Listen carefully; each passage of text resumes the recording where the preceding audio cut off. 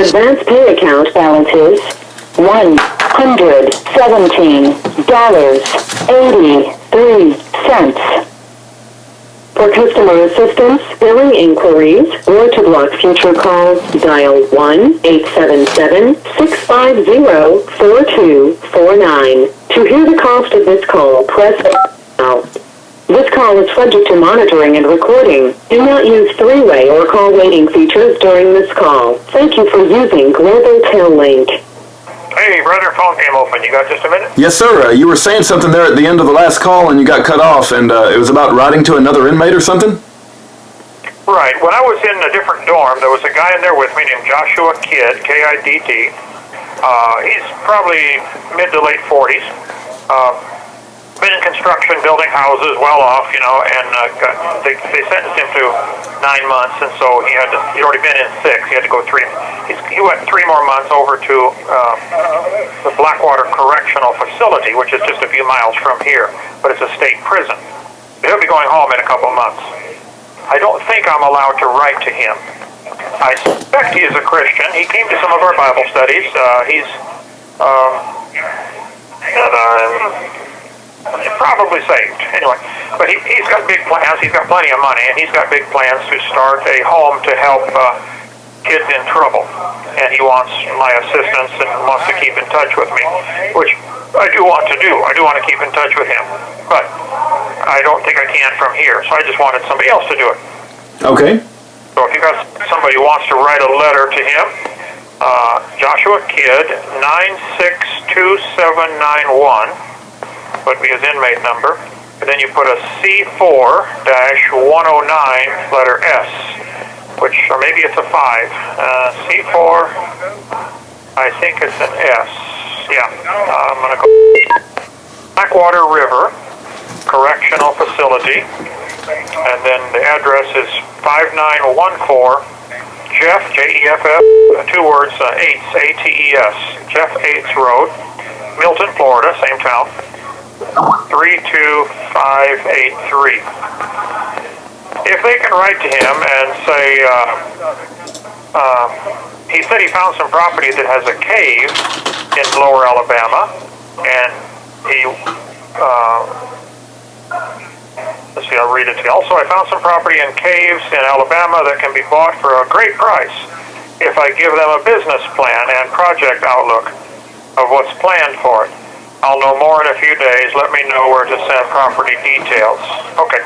Now, he wrote straight to me, so maybe it's not a problem, but if somebody can write to him and say, hey, I'm helping Kent work on the future dinosaur Adventureland.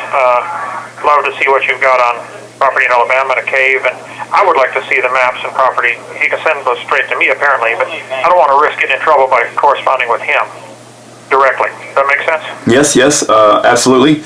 Can we just read that address back one more time? You said Blackwater. Blackwater is one word, and then river, Blackwater River. Yep. Correctional Facility. Okay.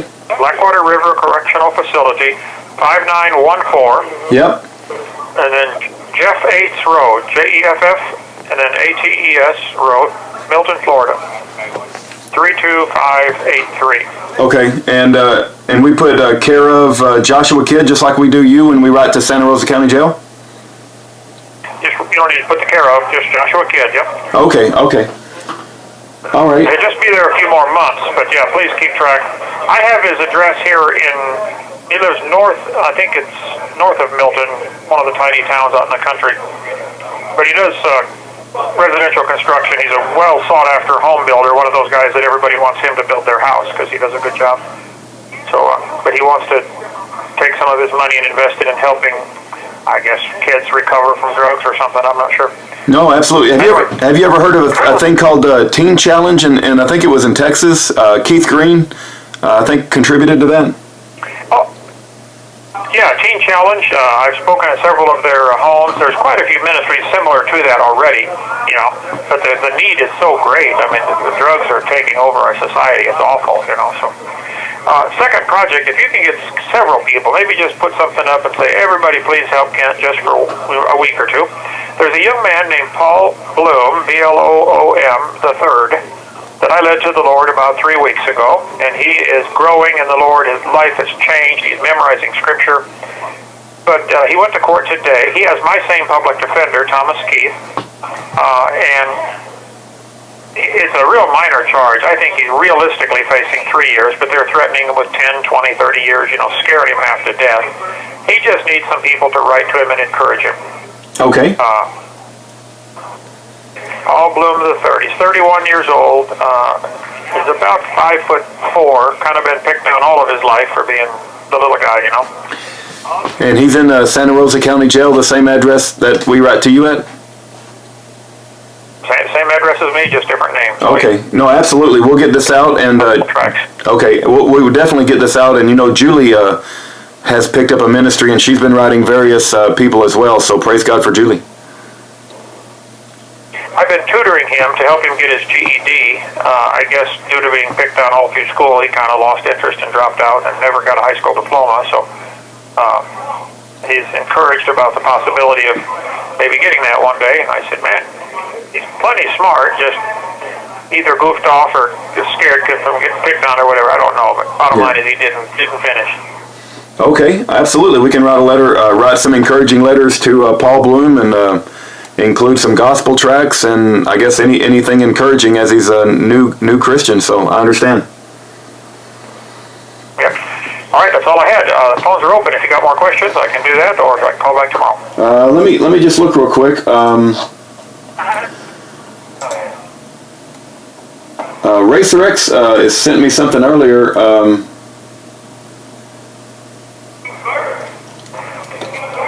Something about IRS agents From the Santa Rosa County Sheriff's Office.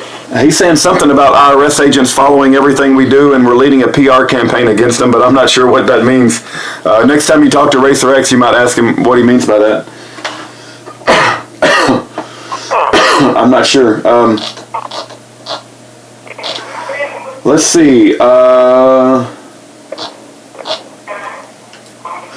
Okay, well, I can ask you a question that came in from Rick.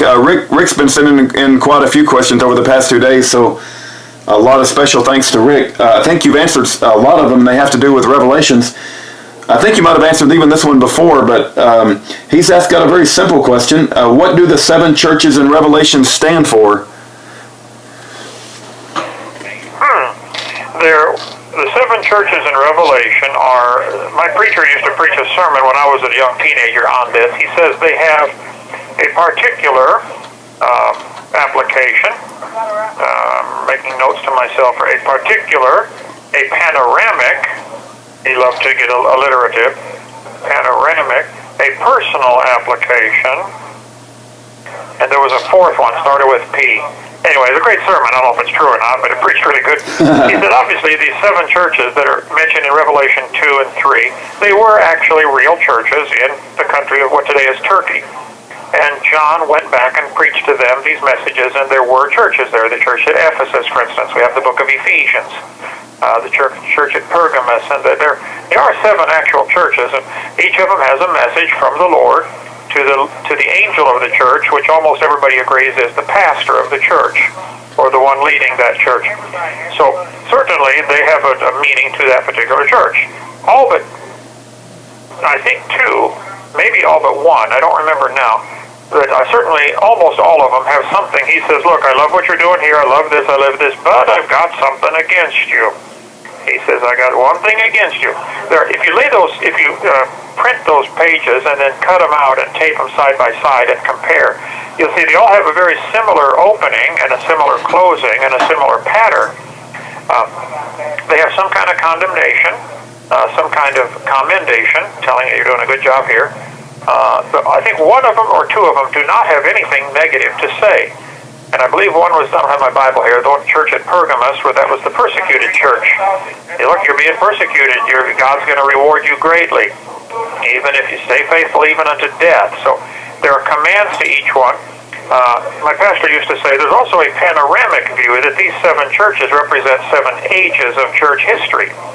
And there's going to be a Laodicean age after the Laodicean church. That's where people fall away from the faith. I believe that because I was a brand new Christian. He was the pastor, and I just drank in everything he said. He was a great man. Lauren Dawson Jr., his dad, Cody Dawson, had started the gospel tape ministry and had over 10,000 sermons on tape, which I think his son Jim Dawson in Pekin, Illinois, is still running. I hope so. There were some fabulous sermons from people, 90 years ago. If you want to hear some of Billy Sunday's sermons, you can get them from him. Just amazing stuff. Just look for Gospel Tape Ministry in Pekin, P-E-K-I-N, Illinois. Anyway, so I don't know that I believe that anymore, that the panoramic application of those 7 churches is as clear as he made it. Seemed like it was, But certainly there appear to have been different ages where the church went through a time of intense persecution in the 200s and 300s. The Pergamus church, he says at the end, as the Laodicean church, where everybody falls away, people quit serving the Lord. So maybe it's true, maybe it's not. But there certainly, from each of those 7 churches, is a personal application. I can read the church at Ephesus, and he says, look, you're a good church, but I've got something against you. You've lost your first love. And one of the videotapes I did years ago, that's one of the messages in the topical series, is called First Love. And it's based on that passage in Revelation chapter 2. He said, you do this, it's good, you're good at this, but I got something against you. And I think that's so true for many Christians. They go to church, they're tithing, they're serving God, but they've lost that first love for the Lord that they used to have, that zeal, that let's go tell everybody about Jesus, And we all lose that, and you got to be careful, because that's common. And it's that way in a marriage too. You can love your country, love your wife, love your new car, but it's easy to lose that love if you're not careful. So I forget the 4th P he had there, but that would be my short answer to that question without any notes here. Certainly they're amazing. Short letters to those 7 churches. And I think there's plenty to learn. There's been hundreds of books written on that topic. Probably just Google 7 churches of Revelation and you're getting a ton of stuff on that. Okay, hope that helps. Very good. Thank you, Pastor Hovind. The next question comes in from Connie Muna, and I think you've talked about flying serpents before, but she has a new question.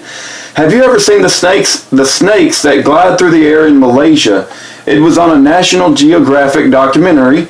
Would this conflict with the curse on the serpent in Genesis? Do you think that before the curse, snakes were able to fly or glide more efficiently?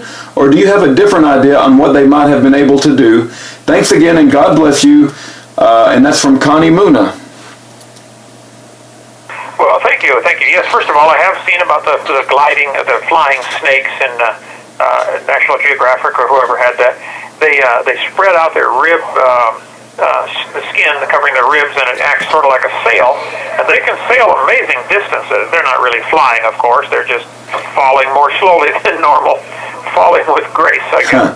But they are really amazing in the distance. They climb up in a tree and then they jump off to another tree and glide across. So certainly they're amazing, but they're not technically flying like with wings or something like that. As far as the snake, originally, the Lord said to the serpent, you're going to crawl on your belly. That's his curse. Well, I have often said it's not a curse to crawl on your belly if you're already crawling on your belly. So apparently he was able to either walk or fly or both. There certainly are quite a few references to fiery flying serpents in the Bible. I don't know what they are. They may be extinct. But there certainly was at least a fiery flying serpent. Maybe that means when it bites you, it's a fiery pain. Maybe it means it was able to inject a poison, maybe something flammable. I don't know. I point out in my video on Leviathan, the fire-breathing dragon, that there certainly are lots of legends of fire-breathing dragons. Why is it always a fire-breathing dragon? It's never a fire-breathing hamster or something. So there must be a basis for this legend somewhere. And again, if you could figure out a way to kill one of those, you would be a hero, so they would... This call is from the Santa Rosa County Sheriff's Office. Early ones to go extinct after the flood. There's a story, I think it's in Herodotus, who was, I'm just guessing here, 400 BC, who told the story of, recorded the history of Moses. He said that when... You have 60 seconds remaining. Moses was the general of Pharaoh's army before he was kicked out and all that stuff. He attacked Ethiopia and they had to go through a field of fiery flying serpents, and he got ibises to eat them. Weird story, but that's in the book of Herodotus, I believe, if I recall.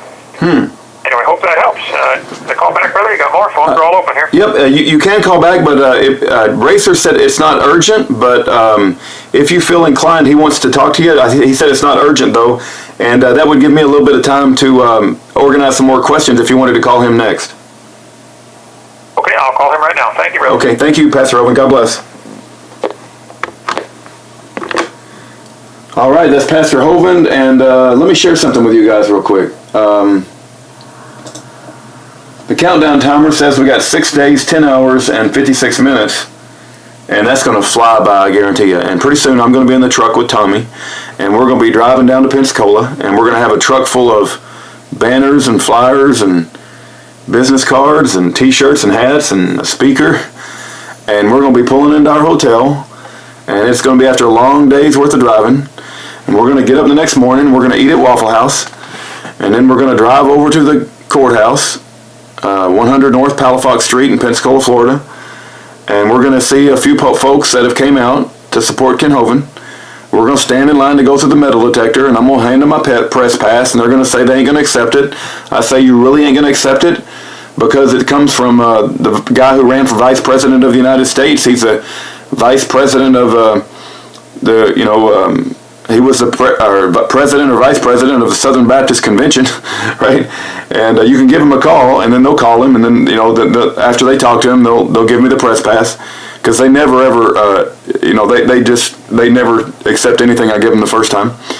We'll carry our Bibles into the courtroom. They'll tell us that we can't open them, and we're going to go through this show, this parade of horribles, and that judge is going to do her confession, open confession, to have all the jury members confess their sins, have everybody believe she's the ultimate authority in the courtroom, when actually she's the most ultimate deceiver and the ultimate, most biased, ungodly person in the whole room. And we're going to do this whole thing over again. We just did it in March, and now we're going to do it all over again. And my prayer is that jury will be full of Christian men and women who sees right through all of the lies of the prosecution, and this time they let our brother go home. That's my prayer. That's my prayer, that what happened. And that God will use this situation in a mighty way to wake people up. But ultimately, I pray that God does whatever he wants to do, because I think God's got special plans for this, and maybe I can't even begin to imagine what's about to happen. We're fixing to enter the next few weeks, and all of this is coming to a head. And maybe God's got something special planned, and so maybe I shouldn't be praying for anything in particular. Just pray that the Lord does what he wants to do. But I do pray that Kent gets to walk out of prison and go home with his family. I do pray that much. All right. For all of you who have been praying and fasting, praise God for you, and onward, Christian soldiers.